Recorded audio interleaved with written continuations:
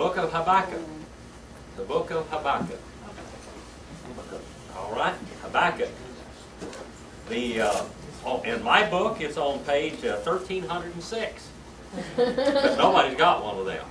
I'm not like Brother Roy Reed. Half the people in Roy Reed's church had a Bible just like his, and he tell them what page number it was on. Habakkuk is almost to the end of the Old Testament. It is a wonderful little book, much quoted book. Martin Luther basically started the Reformation by reading Habakkuk 2 and 4 in his life. And he realized, of course, he was a Catholic priest, and Catholics aren't too keen on salvation by grace, of course. But from that he got the idea of salvation by grace. Now, he could have become a Baptist all the time because there's plenty of them around, but he wanted to start his own church, so he started the Lutheran Church. Habakkuk. The period of time here is about 612 to 588 BC, somewhere around there. We won't stick to absolute numbers, but that's basically the period of time. Mine says 609 and 589 BC. Yeah, that's all right too. See, you'll go a few years either way. So it might be as early as 605, but we're not going to gripe about it. Numbers are numbers, okay? We've lost a few years here and there, haven't we? Between BC and AD here. All right. The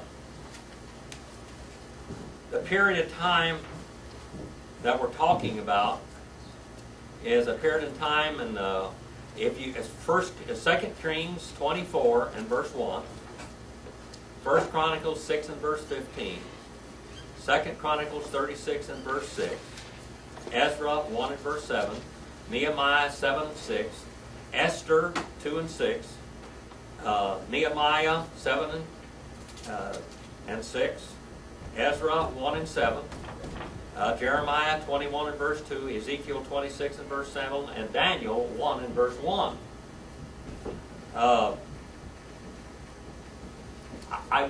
I wrote an old saying down years ago, never doubt in the dark what God does in the light.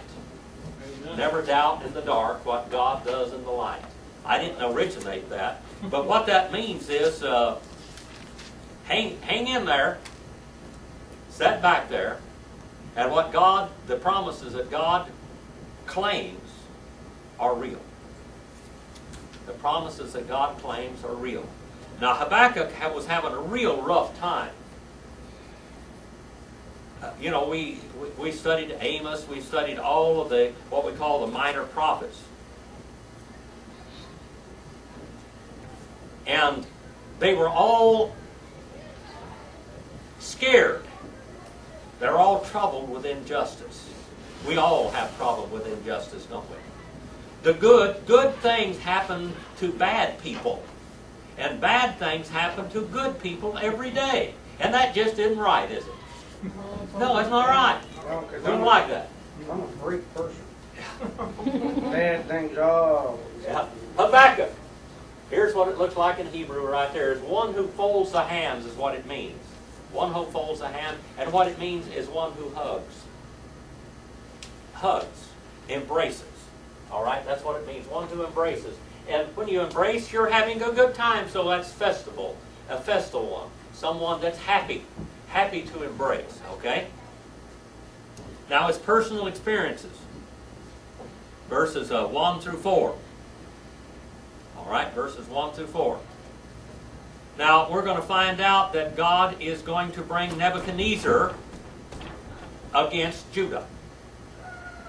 And this is what Habakkuk doesn't understand. Why is God going to use an ungodly nation like Babylon to correct his children? To correct his children. Someone turn to the Hebrews,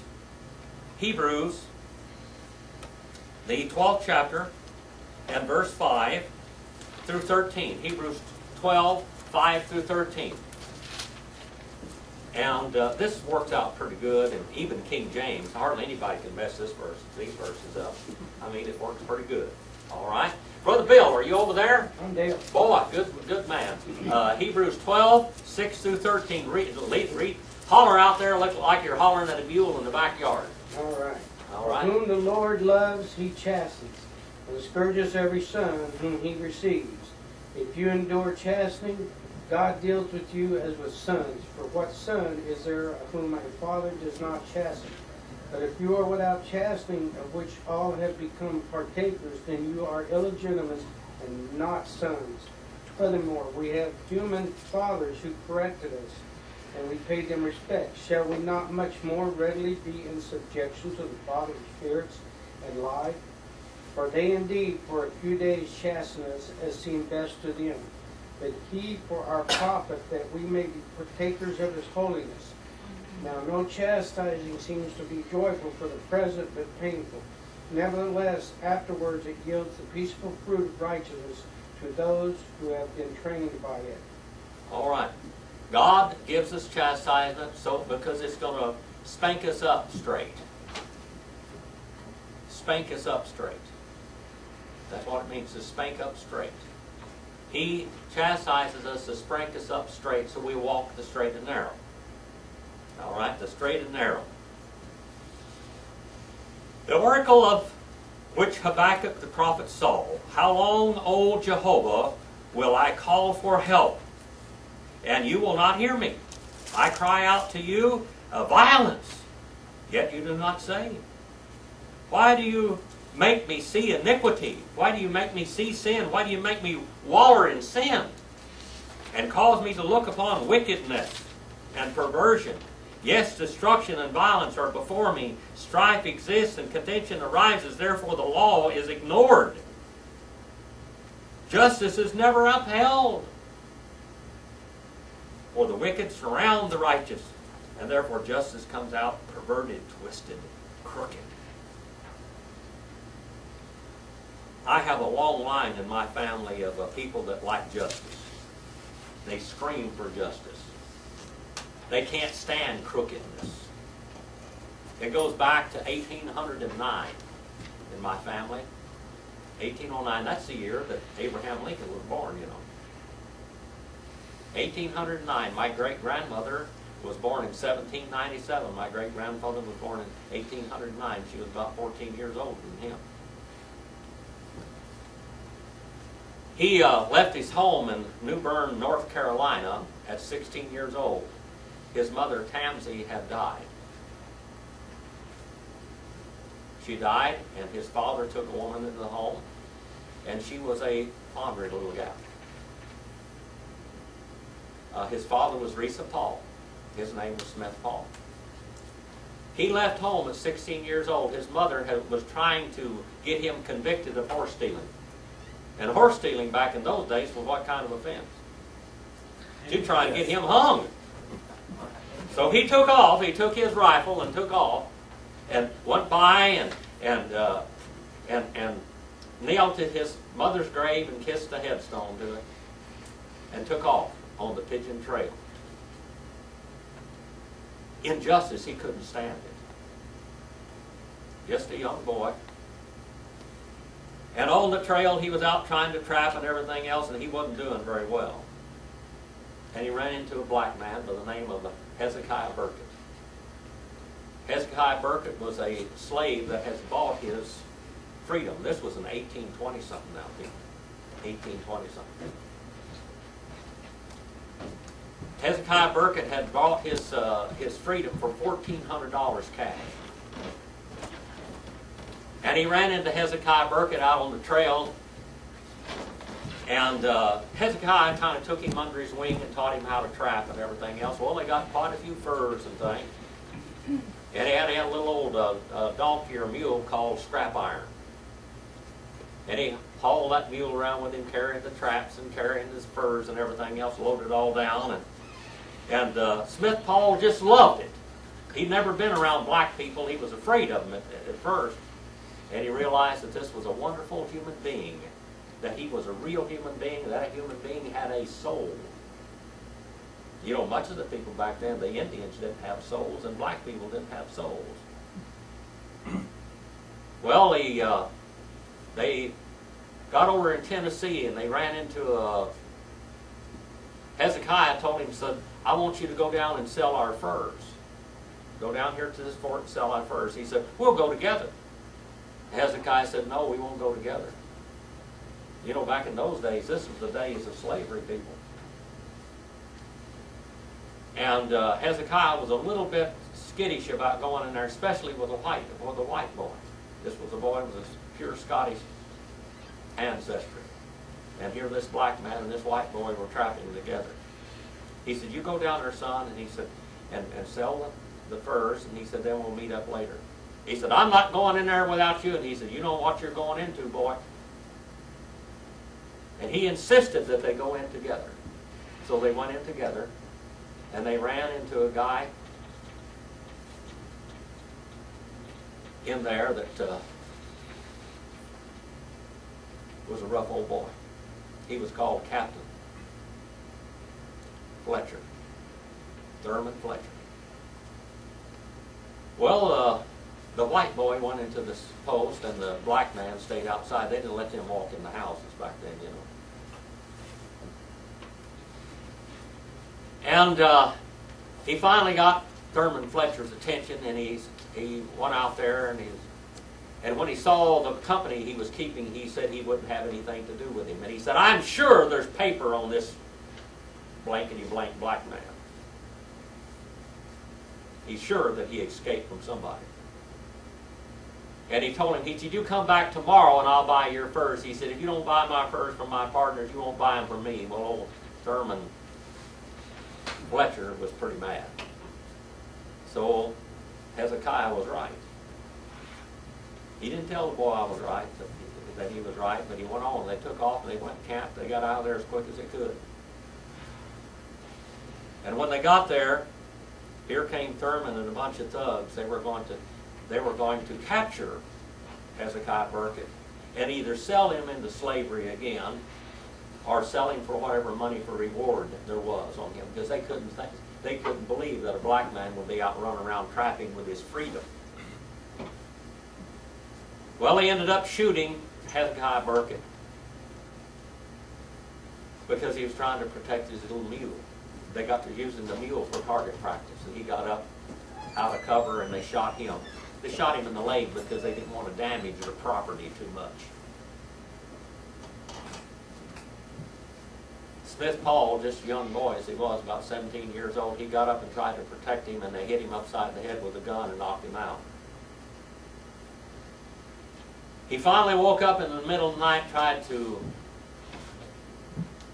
help his friend escape from these white murderers. And they shot him and killed him, and he ended up burying him. He finally found his old gun and took off further west after he buried Hezekiah Burkett. But in his pocket he found his papers that declared him a free man, that he had bought himself free. Smith Paul wanted to find the land where people, black, white, yellow, red, could walk together. He finally, for about 17 or 18 years, lived among the Chickasaw Nation. And he met my great-great-great-grandmother, Ilatika Moshokchu. And later on they married. And they went into a wild part of the West. A wild part of the West. And that he had seen when he was a scout. And he said, a week and a half later, they crested the same ridge Smith had discovered by accident years ago. This valley that opened before them, its green goodness welcoming, had been haunting his dreams for nearly all of his adult life. Now at last he could call it his home. Smith Paul stood up on the seat of the wagon and surveyed the vast country before him. He said, in this valley no one will need wanting. A man will be judged on his own merits, not by the color of his skin. That's what he desired. and he founded Smith Pauls Valley. Now it's called Pauls Valley, Oklahoma. Looking for justice, didn't understand. He lived among those Chickasaws, and then Andrew Jackson declared that the Indian land back there in Mississippi and Alabama and Tennessee and Georgia and all that was no longer Indian land, and they moved them with the Indian Removal Act into Indian Territory, so he founded another nation there in Indian Territory. But in this place, all men would be looked upon as equal. Now here we are, we go back to the book of Habakkuk. Habakkuk is really upset over the lack of justice. Now let's look at Nebuchadnezzar for a minute. This is the man that God is going to send to correct, to spank up straight his people. All right? What about Nebuchadnezzar? He's a Chaldean. He is a Babylonian. It says here, look among the nations, observe, be astonished, wonder, because I'm doing something in your days. In verse 5, that you will not believe if you were told. For I am rising up the Chaldeans, that fierce and impetuous people, to march throughout the earth, to seize dwelling places which are not theirs, and the dreaded and the feared. Their justice and authority originate with themselves. Their horses are swifter than leopards, and keener than wolves in the evening. And horsemen come galloping, and their horsemen come from afar, and they fly like eagles, swooping down to devour. All of them come for violence. Their horde of faces moves forward. They collect captives like sand. They mock at kings, and rulers are laughing matter at them. They laugh at every fortress and heap up rubble to capture it. And they will sweep through like the wind and pass on, but they will be held guilty. They whose strength is their God. Their strength is their God. But God's going to do something to Nebuchadnezzar. God's going to change the Nebuchadnezzar. I think when you get to heaven, you're going to see old Nebuchadnezzar. You know that? I think when you get to heaven, you're going to see that fellow. In verse 12 it says, Thou art from everlasting. You are eternal God. O Lord, it said, Jehovah Elohi Kadesh, my Holy One. O Lord, my God, my Holy One, we will not die. Thou, O Jehovah, hast appointed them to judge. And thou, O Rock. Remember, who's the Rock of Israel? Jehovah. Matthew 16 and 18, he said, Upon this rock, pointing to himself, I will be building my church, and the gates of hell shall not wrestle her down. Going back to Nebuchadnezzar. Nebuchadnezzar's reign was about 600. Again, this is give me a little leeway on this, okay? 605 to 561 BC. He was God's Gentile servant. He was God's Gentile servant. He was going to spank his people up straight, Judah. Remember that Jonah went and preached to Nineveh because God was going to use Nineveh to spank up Israel. All right? Now God is going to use Nebuchadnezzar to straighten up and to spank up straight Judah. All right? Nebuchadnezzar. Nebuchadnezzar's name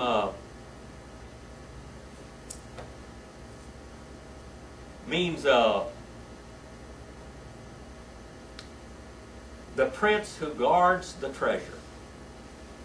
The prince who guards the treasure. The Lord of the treasure. May Nebo protect the crown.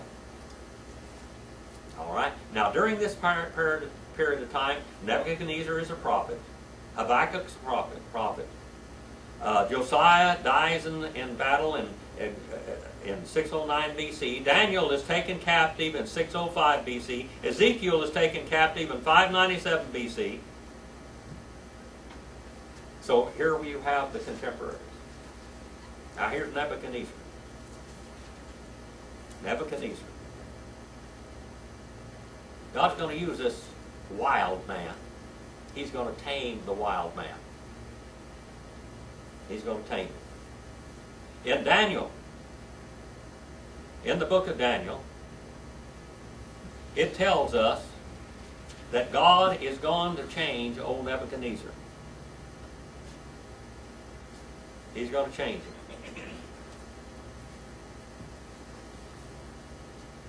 Now Nebuchadnezzar, he becomes king, and he has some. God hypnotizes old Nebuchadnezzar. As you see in the Word of God, how many times did people have visions during dreams? Can you just think about it for a while? The dreams. The term there in Greek, like in the Septuagint, is hypnose. We get our word hypnosis out of it. God would hypnotize them, and they would dream. They would dream what God put in their heads. Now, when someone is hypnotized, people can make suggestions to them. And how many of you ever seen anybody hypnotized out in the fairs and stuff like that? There is good hypnotism and bad. There are psychologists and psychiatrists that use hypnotism to try to heal people's habits and different things. But there's also demonic hypnotism. Good and bad. All right? You can see, I had a friend that I worked with. He went out to the Kern County Fair one time, and they got up there, and he was going to be, he told him that he was a lead singer in Clearwater Revival, and he sang Proud Mary or something like that. He got up there, boy, and he was just like he was doing it, you know. You can see, you've seen things like this before. Well, God hypnotized Nebuchadnezzar, and he put dreams in his head. And the dreams he put in his head was prophecy. But he asked, in the first chapter of Daniel, he asked Daniel to interpret the dreams. He said, you have the Spirit of the Most High God in you. The Spirit of the Most High God in you. Well, you get over there in the book of Daniel, and you find out that old Nebuchadnezzar got pretty proud. Let's go to the book of Daniel for a few moments.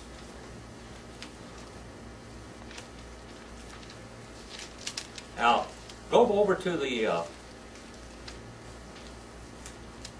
we go through the first 3 chapters of the book of Daniel, then we come over to the 4th.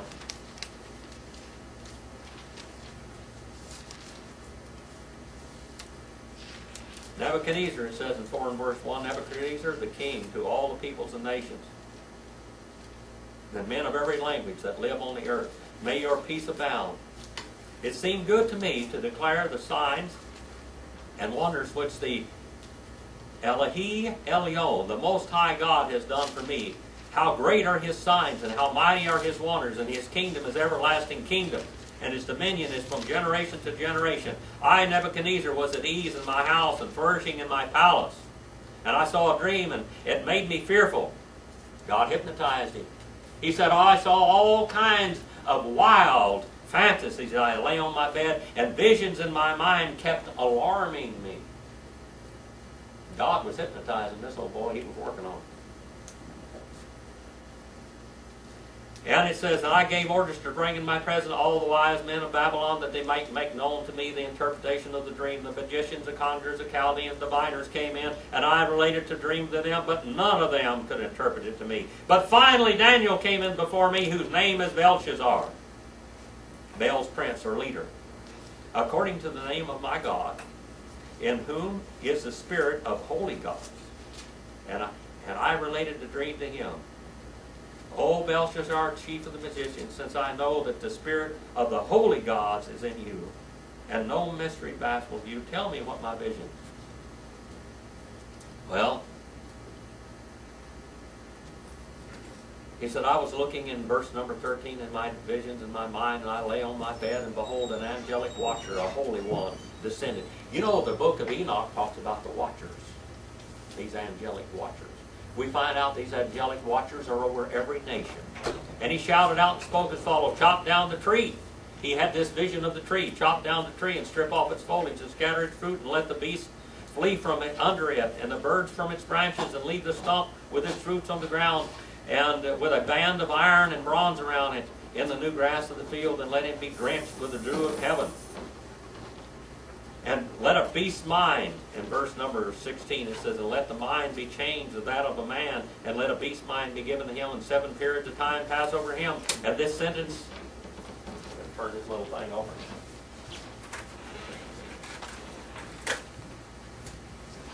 I'm flying through this quickly.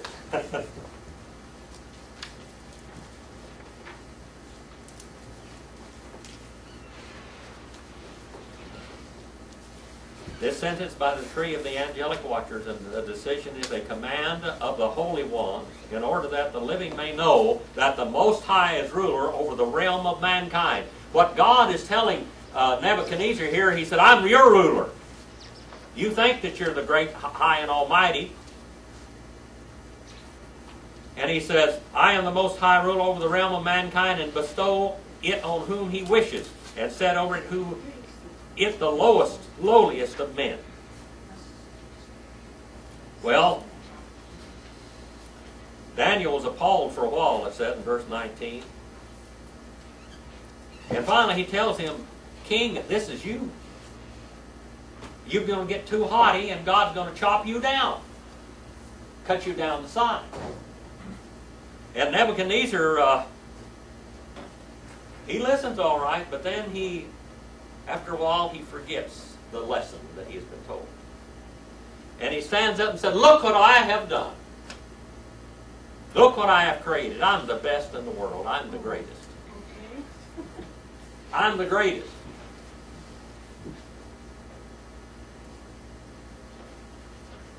Well, going in verse number, or chapter, Daniel, the 4th chapter.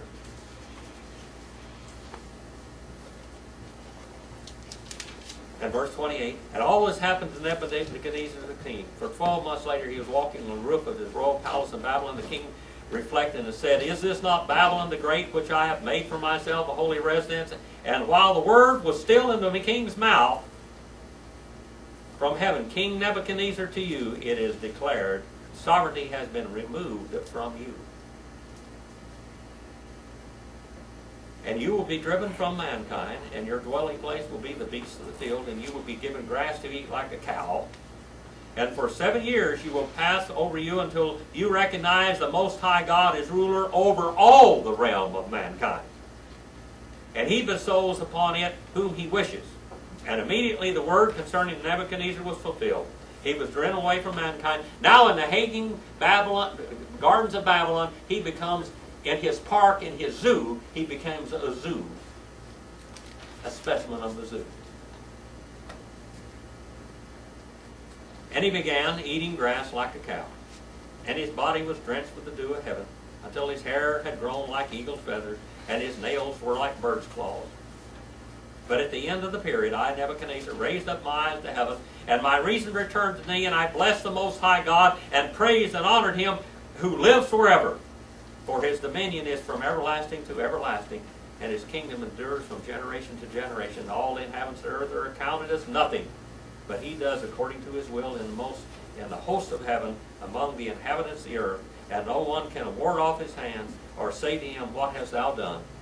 At that time my reason returned to me, and my majesty and my splendor were restored to me for the glory of my kingdom. And my counselors and my nobles began seeking me out.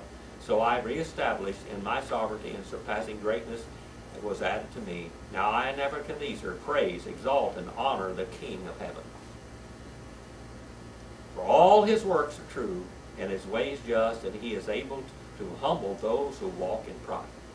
Boy, now that's what God can do to a wild man. That's what he can do. Let's go on in the book of Habakkuk now. God answers Habakkuk's prayer. Verses 5 through 11 that we just read. And then in verses 12 through 17, the prophet cries out again. Why does God let people destroy his nation? Because his nation needed a good spanking. Why have you made men, in verse 14, like the fish of the sea, like creepy things without a ruler over them? The Chaldeans bring all them up with a hook and drag them away in their net and gather them together in their fishing net, and therefore they rejoice and are glad, and therefore they offer sacrifice to the net, not to God, and burn incense to their fishing net, because though through these things their catch is large and their food is plentiful, will they therefore empty their net and continually slay nations without sparing. What did God do to Nebuchadnezzar, his servant? He made him into a servant, didn't he? He made him into a wild cow in his zoo. The Hanging Gardens of Babylon had a zoo in it. That was one of the 7 wonders of the ancient world, and he became a specimen of the zoo. Zoo comes from the Greek word zoe, which means living thing. A living museum. You can go to a museum, and you can go to a living museum, a zoo. Well, he became a specimen of a zoo. And 2, in verse 1, I will stand on my guard post. This is what Habakkuk says now. He said, now God's answer to him, and now he decides to just believe in God. Like Nebuchadnezzar. God, you have to realize when God's teaching Habakkuk, he's teaching Nebuchadnezzar at the same time. Nebuchadnezzar and Habakkuk know each other. Okay? Now, God assures Habakkuk that he is going to take care of everything. Don't worry about it, I'll see to it. I will stand on my guard post and station myself on the rampart, and I will keep watch to see what he will speak to me and how I may reply when I am reproved. Then the Lord, then Jehovah, by the way, every time he uses the word Lord here, what should that be? Jehovah. Jehovah. He who shall become. That's what Jehovah means, he who shall become. Then the Lord answered me and said, record this vision and inscribe it on tablets. The one who reads it may run, for the vision is yet for the appointed time. It hastens toward the goal, and it will not fail. When God gives prophecy, it will not fail. It will not fail. Though it tarries, wait for it. For it is certainly come. For it will certainly come. It will not delay. Verse number 4, one of the most famous verses in the Bible. Galatians, Hebrews, and Romans all quote this verse. Behold, as for the proud one, his soul is not right within him. The proud one, his soul is not right within him. Pride goeth before the fall, doesn't it? Amen. Doesn't it? Pride goeth before the fall. But the righteous, the just, shall live by faith. He shall live in his faith. The just shall live in faith. The just shall live by faith. In, by, and for faith. Locative, instrumental, and dative in Greek. In, by, and for faith. The just shall live in faith, by faith, and for faith. Furthermore, wine betrays the haughty man.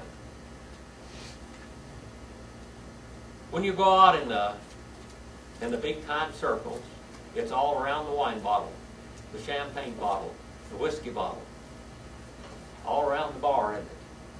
They live around the bar. They go over there and they get feeling good, and they get drunk, and they tell each other lies and con each other. That's what they do. You want to know where the worst place of this is? Washington, D.C. That is the worst cesspool of the United States of America. Amen. The cesspool. Amen. Constant con artist. Constant on the con. I don't care whether they're Democrat or whether they're Republicans. Both of them sold out. Amen. That's right. Yeah. Yes. Moulman Pruitt was a country boy that became a lawyer. He went up there to Washington, D.C. to... His mother had a vision that he would become a lawyer. And he was put in prison two times before he was 16 years old on false charges. The last time he was put in prison, he shook his fist at that judge and he said, if you put me in here one more time, if this is the last time you will put me in prison, I'm going to go in there, I'm going to become a lawyer, and when I turned out, I'm going to turn every thief, murderer, and liar, and lawyer, and con artist loose on you people. Because your system doesn't work. I'm going to prove it to you. And he became one of the greatest lawyers in American history. Probably the greatest lawyer in American history. They only had 10 months of schooling in his life. I'm not kidding, 10 months of schooling. 10 and a half months if you want to put a half in there. 10 and a half months of schooling, one of the greatest lawyers and lawyer minds in the history. He went up to Washington, D.C. to try, there was a black boy that that they had tried for murder, and they were going to sentence him to hang, and he didn't think that he had enough intelligence to understand what his sentence was. He did not understand anything. He went up there to the president, and when he went up to Washington, D.C., he learned how to drink, and he learned how to lie. He didn't drink until he got there, and when he went back, he was drinking, and he drank, and he drank, and he drank from that time on. But he learned it in Washington, D.C. By the way, the old black boy didn't hang. He's put in prison. One other man that he defended in a court trial, after he defended him and got him off, they should have hung him. He said, I just don't believe in capital punishment. I just can't stand it. But he said, don't ever turn him loose. If you turn him loose, when he gets out, he'll rape your mother. He'll steal everything she's got. Don't you ever put him on, don't you ever make a trustee out of him in prison. He wrote a letter to the warden. He said, don't make a trustee out of him. He said, he'll cut your wife's throat. He said, this man should never be turned back on loose on society. This is the lawyer that defended him. And he turned him loose. They turned him loose later on society, and he went out to California, and he killed a Jewish boy and stole all his diamonds. Just exactly like he said. That man deserves to be in prison for the rest of his natural life. The just shall live of faith. Furthermore, wine betrays a haughty man, so he does not stay at home. He enlarges his appetite like Sheol. He is a glutton for everything. What is the main problem in the Bible? It's greed, isn't it? Greed. What was the problem in the Garden of Eden in the 3rd chapter of the book of Genesis? Greed and pride. Go back there. He is like death, never satisfied. He also gathers himself all nations and collects himself all the peoples. Well, all those who take up the taunt song against him, even mockery and insinuations against him, and say, woe to him who increases what is not his, and how he makes himself rich on loans. It's what we call dishonest gain. I had a friend that his father said, never trust in the stock market. He said, those people up there in Wall Street, they don't do anything. They do not do anything except there and play with people's money, and they live off a dishonest gain. And just what happened to all these CEOs? They ran with all of our money, didn't they? They broke America, but they ran with all the proceeds. When we bailed them out, we didn't bail them out. The companies out, we didn't bail each other out. They took off with the money. Dishonest gain. Will not your creditors rise up suddenly, and those who collect from you awaken, and indeed you will become plunder for them? Because you have looted many nations, and all the remainder of the peoples will loot you, because the human bloodshed and violence done to the land, to the town and all its inhabitants. Woe to him who gets evil gain for his house. Wall Street, Washington. To put his nest on high. He thinks he's above everybody. They call that in Washington a technocracy. We don't know what we really want. This country was set up on two different ways to control. We have senators and we have representatives. Representatives represent supposedly what the people want. The senators are the know-it-alls. They're the ones that tell you what you need. And they're the main technocrats. The representatives are supposed to represent what the people want. But these people think they're higher than we are. They all think they're above us. What kind of health bills do they have? What kind of health treatment do they have? They shouldn't have anything better than we have. Should they? To be delivered from the hand of calamity. They think they're above it. He said, you have devised a shameful thing for your house by cutting off many peoples. So you are sinning against yourself. Surely the stone will cry out from the wall, and the rafter will answer from the framework. Woe to you who builds a city with bloodshed. You know what this is? Habakkuk is condemning the whole of human history. All the corrupt politics, all the nations.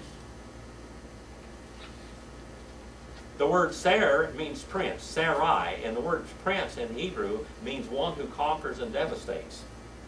One who fights and is ready to battle at all times. Warrior nations. Nations that go out and kill and plunder and plunder and plunder. Nations that colonize the world. Nations that colonize and enslave the world. Woe to him who builds a city with bloodshed and founds a town with violence.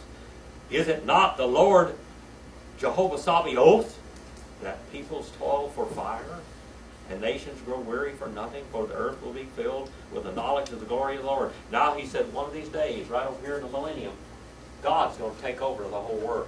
All the earth is going to answer to him in the end. Woe to you who make your neighbors drink, who mix in your venom and even make them drunk, so as to look on their nakedness. And you will be filled with disgrace rather than honor, and you will yourself drink and expose your own nakedness.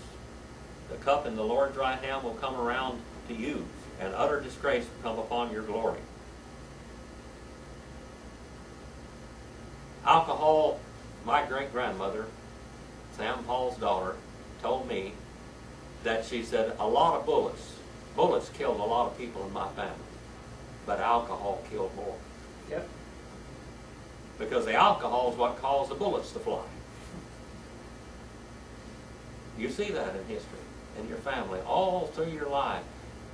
Alcohol, alcohol, alcohol. Social And utter drink. disgrace will come upon your glory. Utter disgrace will come along, for the violence is done to Lebanon will overwhelm you. And the devastation of its beasts by which you terrify them. God loves the animals too. You run out here and you kill the animals. Because of the human bloodshed and violence done to the land, to the town and all its inhabitants. And then he says here, dead gods. He talks to dead gods. Talks about dead gods. False religion. You know, false religion is real good to live by, but it's terrible to die by it. Yeah. False religion. False religion, even atheism. Atheism is a religion. Agnosticism is a religion. Buddhism is a religion. And those religions, you can do fine living by them, but when you die, it's different. Is even apostles of religion? Yeah. What profit is the idol when its maker has carved it? Joseph Smith and Charles Taze Russell, they carved their religion. Or an image. A teacher of falsehood, for its maker trusts in its own handiwork. When he fashions his speechless idol, woe to him who says to the piece of wood, awake, to the dumb stone. How can you got a dead God that God doesn't live. A rock carved, a stone carved, a wooden idol. I don't care if it's made out of the most precious wood in the world. It's useless as a god. Woe to whom says the piece of wood, awake, to the dumb stone arise. And that is your teacher? False religion is going to teach you. Remember Buddha? He was so afraid to be reincarnated, he sat out underneath the tree over there in India until he got a revelation. And he finally says, we can meet nirvana, and we can go over there, and we can go out of existence. We really don't have to be reincarnated into a flea or a frog or a snake or even the Brahma. Behold, it's overlaid with gold and silver, and there is no breath in it inside. But the Lord is in his holy temple. Let all the earth be silent before him. And then Habakkuk in the 3rd chapter, he starts a highly emotional song. How many of you ever watched Elvis Presley sing? He sang with great gusto. All right? Frankie Lane, I remember that. Boy, he could really sing. He sang those gunfighter ballads. I love to hear him sing those gunfighter. This is what it means here, to sing with great voice. Really let it hang out. Like Brother Ted was up here a while ago. We were getting with us singing praises to the Lord. And that's what this 3rd chapter is praises to God. The prayer of Habakkuk the prophet, according to what it says in Hebrew, according to their erring ones, to the erring ones. The Lord, I have heard the report about thee, and I fear. O Lord, O Jehovah, revive thy work in the midst of the years, and in the midst of the years make it known. In wrath remember also mercy. You know, John over there in the book of Revelation, he called for a wrath, then he called for wrath, and then when he saw the wrath, it made him sick. Too much wrath. One of these days, when the tribulation period comes upon the earth, boy, I tell you what, the earth's going to be sick of it. God comes from Teman. Teman comes from Timah, some people say, and it means sunburnt. And the Holy One from Mount, actually it's, in Hebrew it's called El Paran.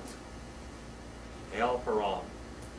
Paran means the place of caves and many caverns, like over in Petra. And some people believe that this is talking about when Israel is hid in Petra, when God protects them in Petra. His splendor covers the heaven. The earth is full of his praise. His radiance is like the sunlight, his rays flashing from his hand. And there is the hiding of his power. Before him goes pestilence, and plague comes after him. And he stood and surveyed the earth, and he looked and startled the nations. Yes, the perpetual mountains were shattered, the ancient hills collapsed.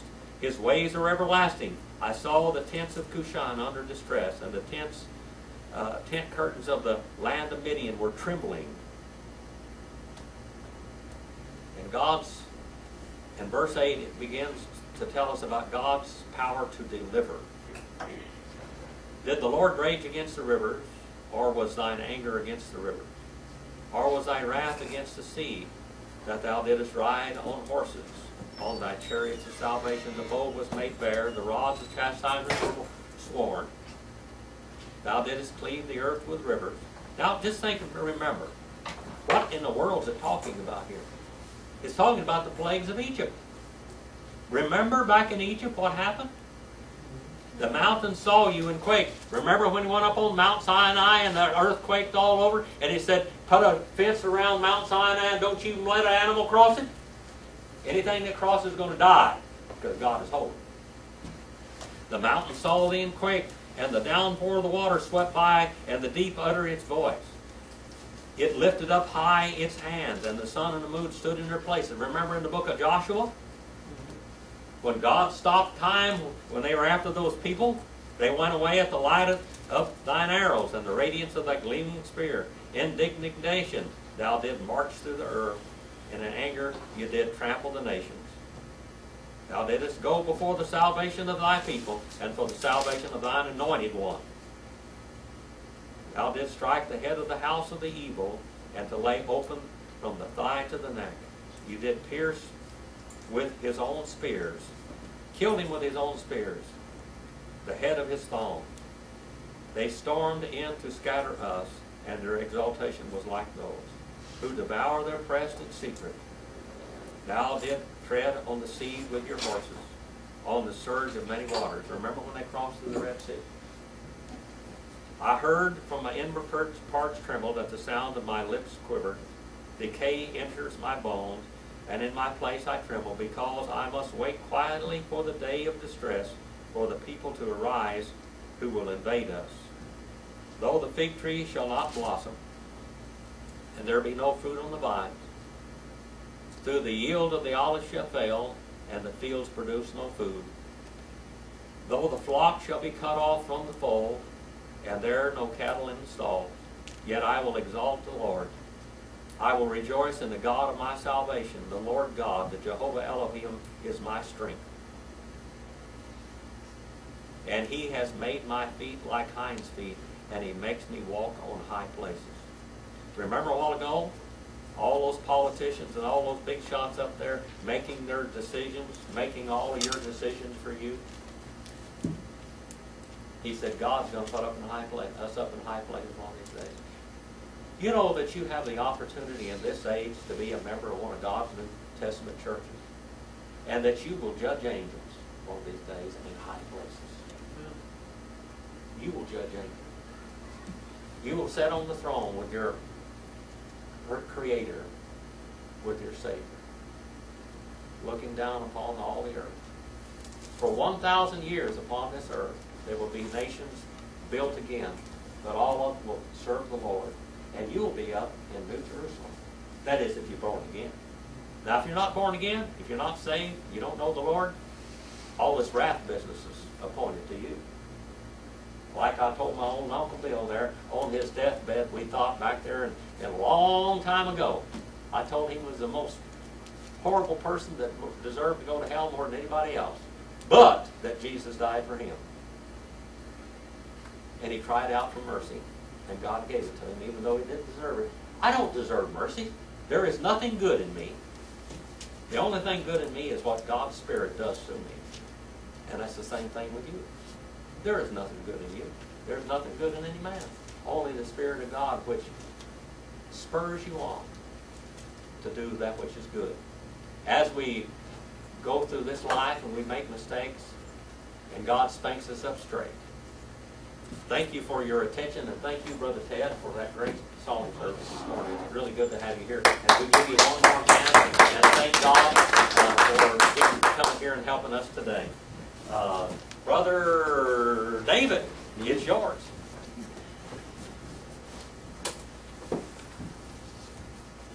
On our announcements today, they're looking for volunteers to help in the activities of Roundup Sunday.